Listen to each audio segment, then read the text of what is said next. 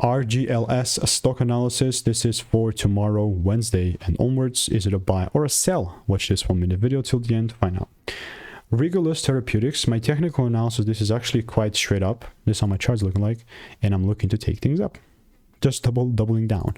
I've made well over 39, almost 40,000 videos on my YouTube channel, and all of that is documented. And looking for, yeah, I have some receipts with RGLS in the Discord, but generally speaking, the current price is absolutely cooking. Meaning that if I come here to the 30-minute chart,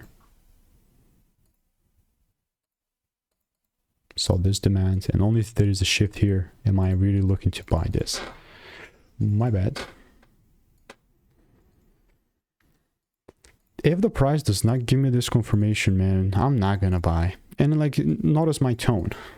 Don't care, you know, because there's all these auto ticker symbols that are far better. I mean, it's really subjective, but I don't think it's going to be volatile here, and I really doubt that I'll be touching this. So if you want to make more money trading in a simple and lean way, click the first link in the description. It's free, so I'll see you in the next one.